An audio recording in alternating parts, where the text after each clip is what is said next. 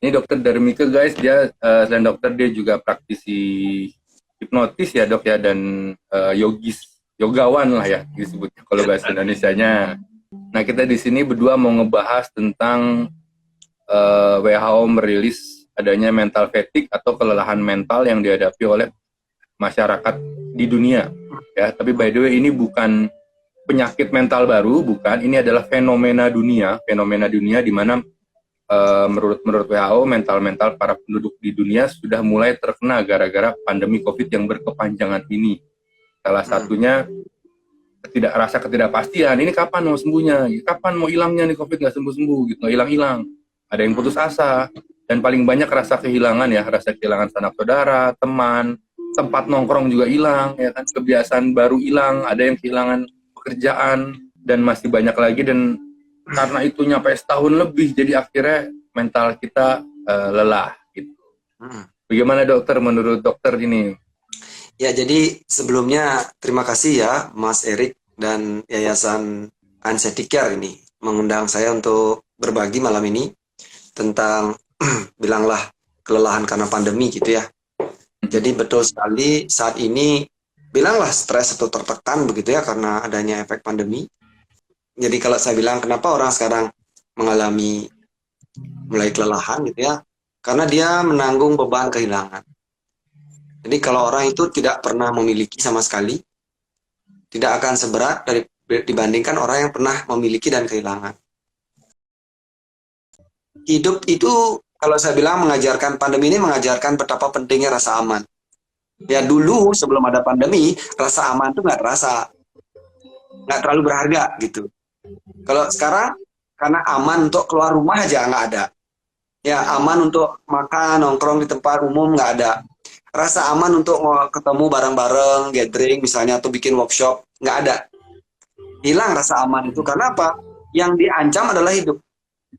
Ya, napas, siapa yang berani di napasnya diambil gitu ya.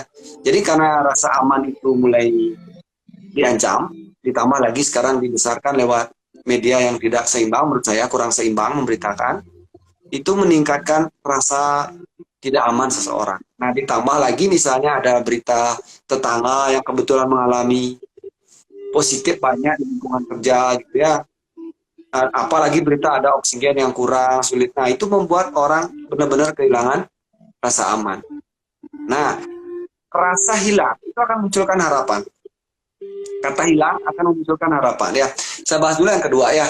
Jadi setelah rasa aman yang pertama, yang kedua adalah rasa berharga pasti akan hilang. Nah, ini membuat tingkat kehilangan ini akan membuat orang berkeinginan. Ya, sesuatu yang hilang akan menimbulkan suatu keinginan untuk mencapainya kembali. Nah, karena ketidakpastian, keinginan saya akan terpenuhi kapan? Nah, ini akan menimbulkan kelelahan. Jadi, kelelahan ini terjadi, kelelahan mental ini terjadi karena saya tanpa saya sadari, saya punya keinginan gitu. Keinginan untuk apa? Keinginan untuk bebas, kembali merasa aman. Keinginan untuk bebas lagi keluar.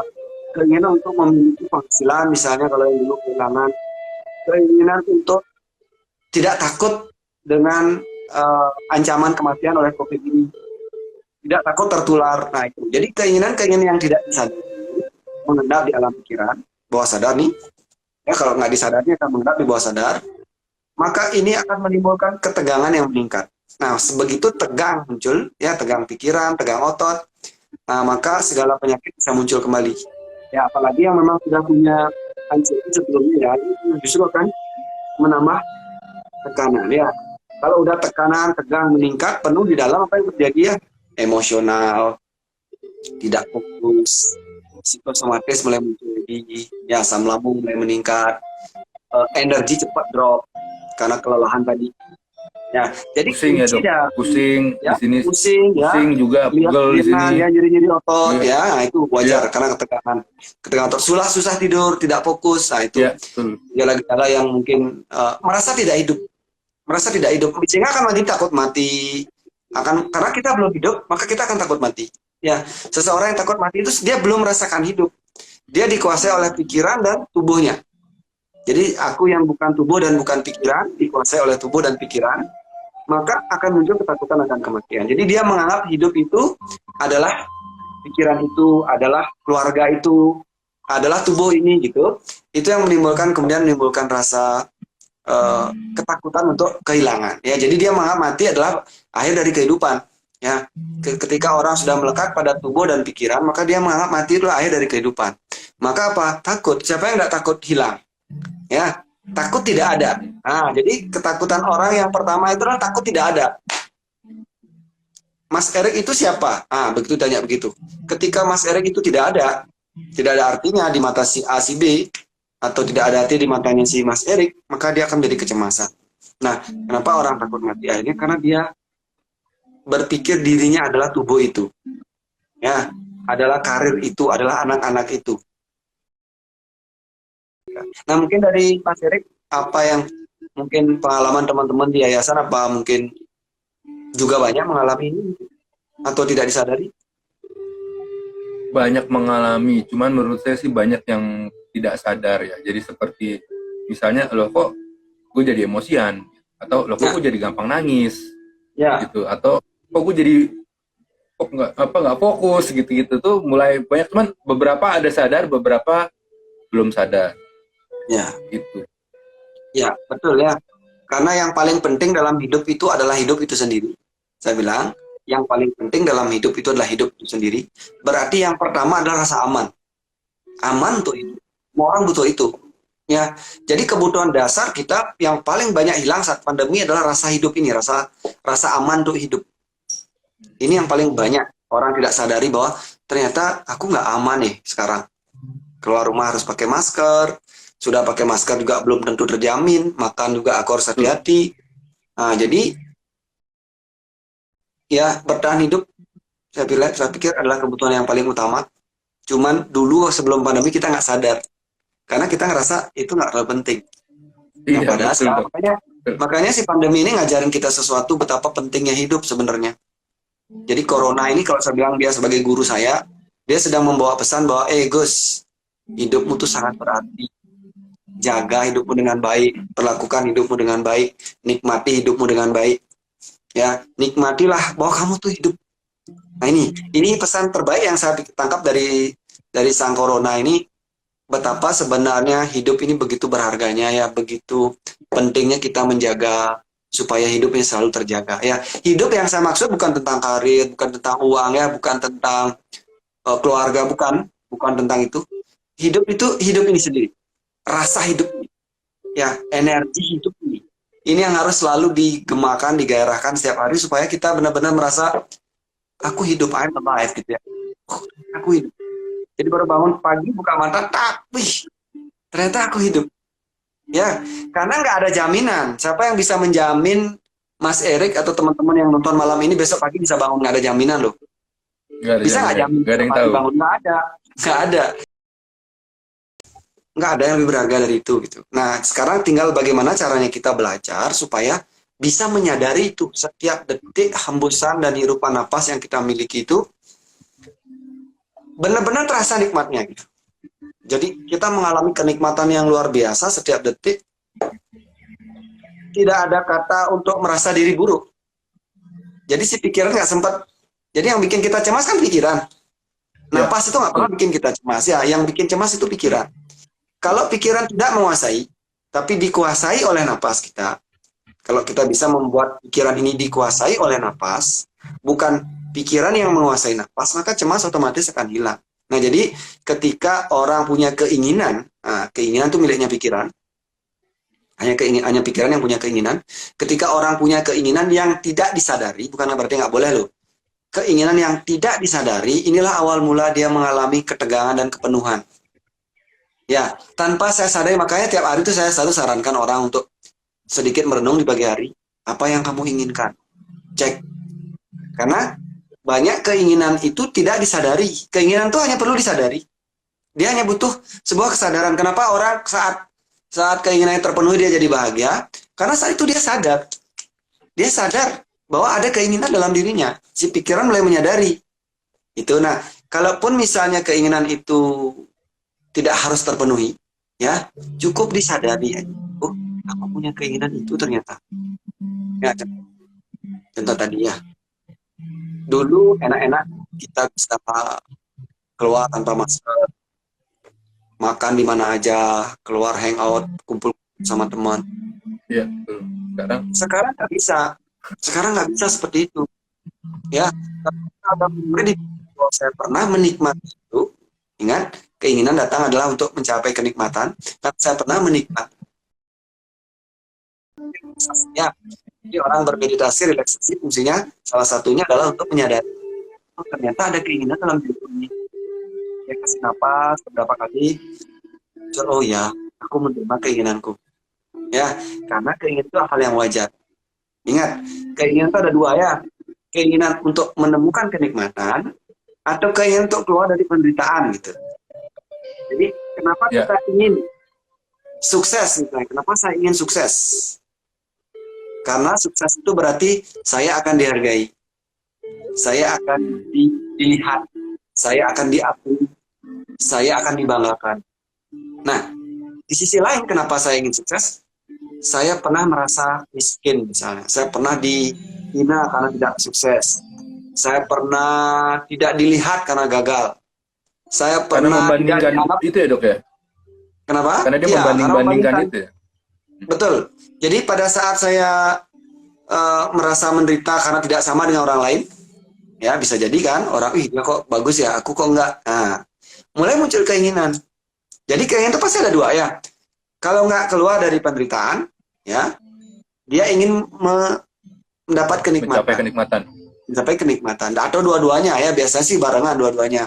Jadi saya pernah mengalami perasaan tidak diinginkan, ya, atau saya merasa kok teman saya lebih baik dari saya merasa tidak sebaik teman, menderita itu, ya ingat, dan itu hanya milik pikiran ya.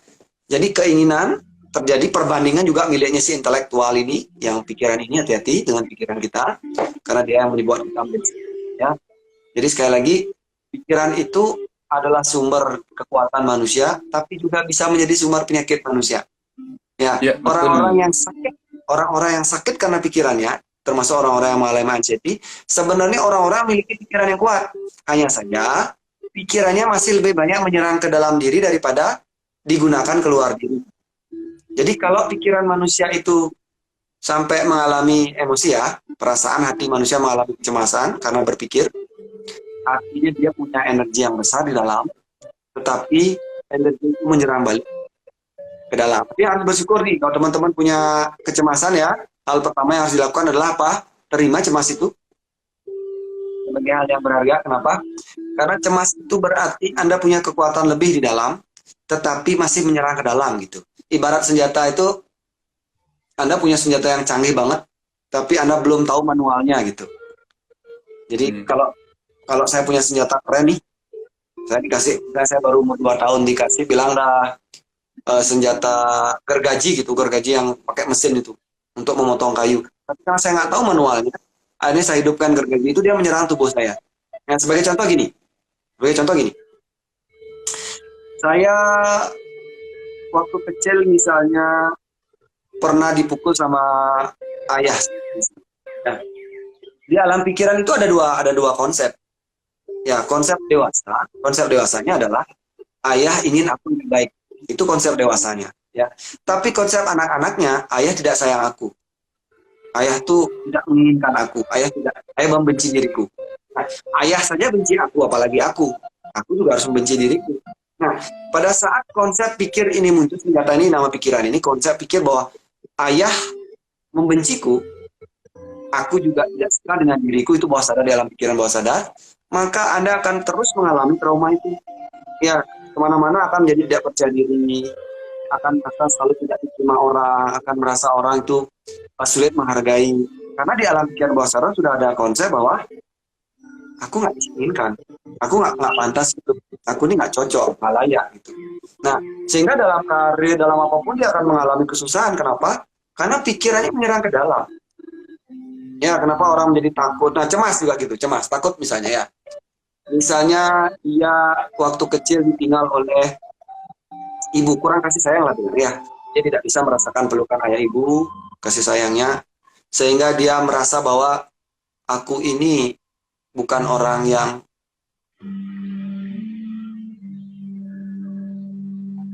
dunia ini tidak tidak melindungi aku.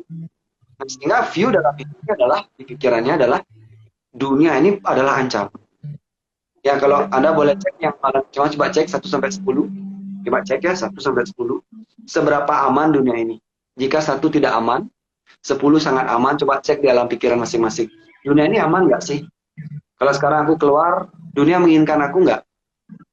Dunia ini ramah nggak terhadap aku? Dunia ini akan mendukungku nggak? Nah itu ya. Nah jadi dalam konsep ini, dalam konsep sederhana ini loh pikiran manusia ya. Kalau kita mengerti bahwa oh ternyata dunia ini baik. Jadi kalau anak-anak itu dapat kasih sayang waktu kecil, dunia ini baik. Ya, tapi sekali lagi ada pikiran anak-anak nih. Kalau pikiran anak-anak saat tidak disayang ibu, menganggap dirinya tidak disayang oleh dunia. Jadi dia akan menyalahkan ibunya. Oh gara-gara ibuku nih, ibuku dulu nggak sayang sama aku, ayahku dulu nggak punya kasih sayang, makanya aku kayak gini. Nah, itu pikiran anak-anak. Kalau dia menggunakan pikiran dewasanya, ya, aku sudah dewasa sekarang. Yang bisa menyayangi aku adalah diriku sendiri. Ayah ibuku sudahlah dulu mereka sudah gagal. Tapi aku yang bertanggung jawab terhadap diriku. Nah, dengan mengambil konsep ini, ya, alam pikiran orang bisa diputar. Ya, balik ke keadaan COVID sekarang ya. Kenapa orang mengalami ketakutan saat balik lagi ke ketakutan atau kecemasan atau kelelahan karena pandemi ini, ya. Hal pertama yang hilang tadi rasa aman, berarti orang mulai menemukan yang harus menemukan yang namanya identitas diri. Ya, ini penting sekali ya. Bagaimana mengkonsep diri bahwa siapa aku?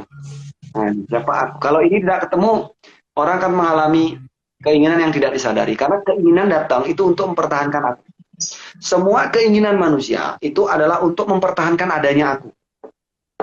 Makanya terakhir Aku orang ini itu ego pasti ya dok? Aku ini ego? Ya, aku benar. Aku itu identitas. Mungkin bukan ego. Kalau ego kan topeng ya. Aku itu lebih ke identitas diriku. Nah, kalau ego itu topeng. Saya gini, kalau bedanya ego dan identitas ya. Aku adalah seorang, misalnya ya, aku seorang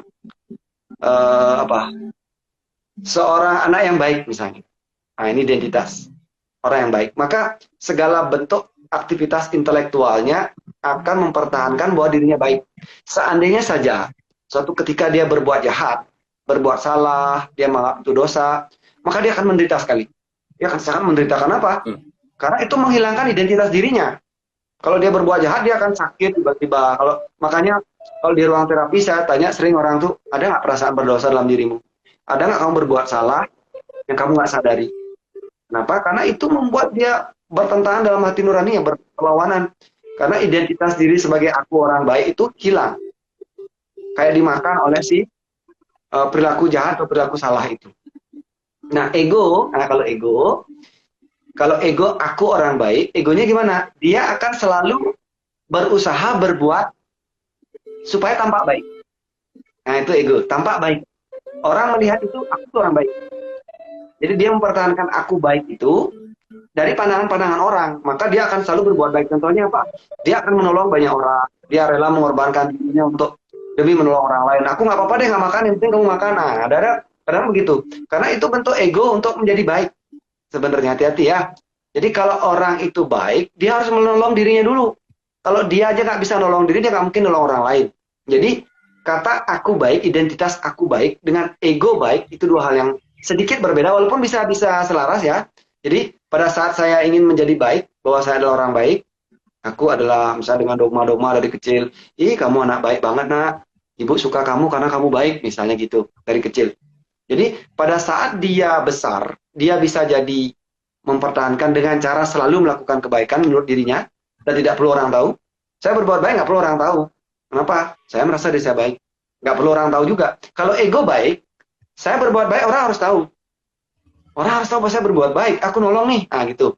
Jadi ada konsep diri di situ bahwa saya ingin terlihat baik atau saya ingin merasa baik di dalam. Dua-duanya di saya. Dua-duanya bisa. Tetapi kembali ke identitas ini, kembali kepada identitas diri yang hilang pada saat masa pandemi ini. Perhatikan ya. Pertama secara existence ada, secara fisik sekarang kan terancam. Hidup aman secara fisik sehat itu kan ada, itu berarti saya merasa aman. Itu sudah nggak ada.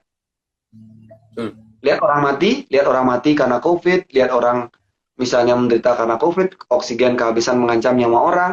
Nah, itu mengancam keberadaan saya di dalam tubuh fisik saya. Nah, ini harus ada, semua orang harus punya ini ya. Semua orang harus punya ini, tetapi tidak boleh mengganggu.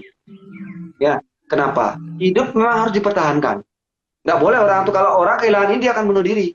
Jadi kalau ada orang ingin bunuh diri, dia kehilangan rasa ini. Rasa bahwa saya perlu ada di dalam tubuh ini. Ya kan, saya bukan tubuh, tapi saya ada di dalam tubuh. Saya harus merawat tubuh ini dengan baik, memberi dia makanan yang bagus, mengajak dia berolahraga, istirahat yang bagus, supaya tubuh yang saya pakai sebagai tempat hidup saya ini, ya, tempat paling suci di muka bumi ini, yang namanya tubuh manusia ini, harus saya rawat dengan baik. Nah, jadi pada saat ini terancam keberadaannya dengan adanya COVID ini, maka orang akan mulai mengalami tingkat kewaspadaan. Harusnya, bukan kecemasan ya, tingkat kewaspadaan bahwa saya harus waspada. Caranya gimana? Ya ikuti protokol kesehatan, kalau ada vaksin ikuti vaksin kalau bisa ya.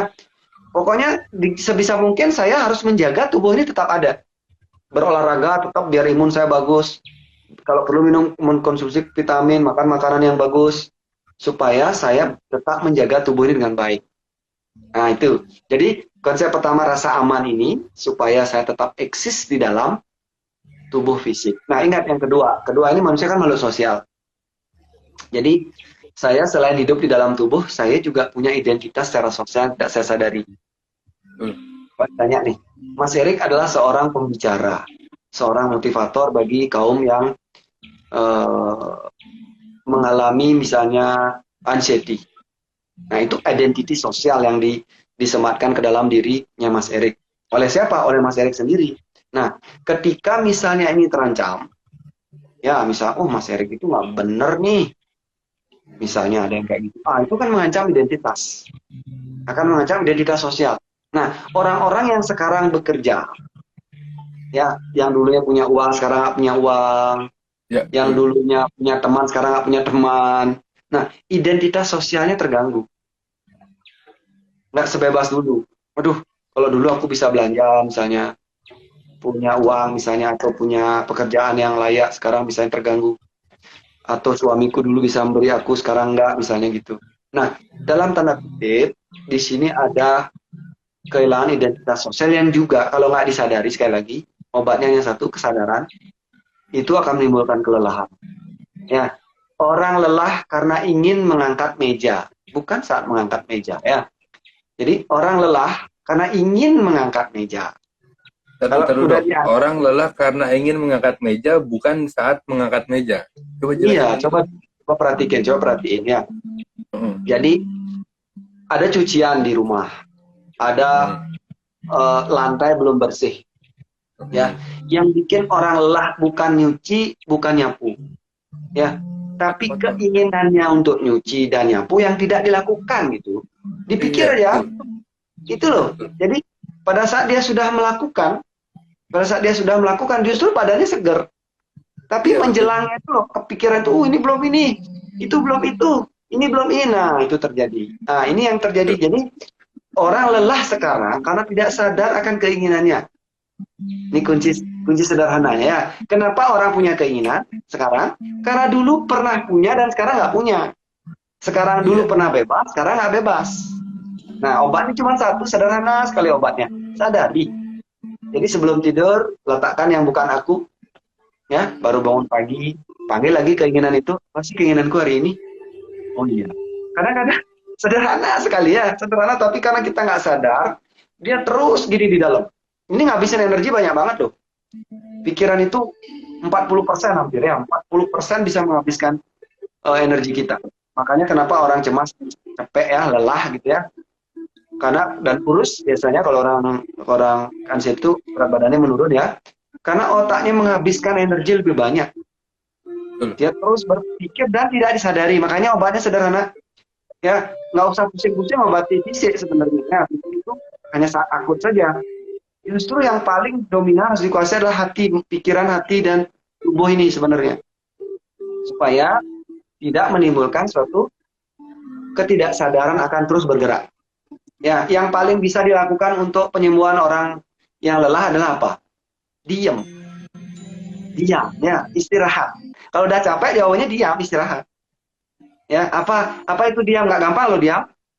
Diam gini memang mungkin bisa, tapi pikirannya nggak Stres diam. dok. Iya nggak Iya, bisa. itu. Jadi kalau bisa diam, diamkan pikiran, diamkan tubuh. Ya. Nah, kalau Meditasi orang itu udah berarti bisa, dok. nah, meditasi, relaksasi, ya, stretching, nah itu olahraga itu membantu supaya kita menjadi diam total ya, diam. Jadi kalau orang cemas itu kalau dihitung diamnya mungkin nggak lebih dari 5 detik. Tidur pun dia nggak diam ya. Tidur pun dia nggak diam. Pikiran itu nggak diam saat tidur. Masih masih apa namanya? Mungkin mimpinya banyak nggak jelas gitu karena dia tidak pernah diam. Makanya capek. Ya kalau mau ngurusin badan tuh paling bagus tuh pakai gangguan cemas sebenarnya. Udah cari aja penyakit cemas, nanti turun deh berat badannya. Ya. Walau ada sih orang yang mengalami stres dengan cara lari ke makanan, ada juga. Ada Ada juga juga. ya. Dia stres langsung makannya banyak ada. Ya, ekspresif ya, ekspresinya Ya. lewat makanan. Kira-kira begitu. Ya, Mas. Nah cara untuk sadarnya tuh gimana tuh dok? Cara Nah, untuk ini sadari penting ya. bahwa Ini penting. Bagaimana kita sadar dengan hidup. Ya, ada beberapa kesadaran ya harus dipelajari. Ada namanya kesadaran sosial. Sadar sosial. Orang rata-rata sekarang melek sosial, ya, sadar sosial. Ini sadar sosial itu kayak gini. Pikirannya itu selalu ada di luar. Selalu itu nggak diam gitu. Itu sadar sosial namanya. Ya.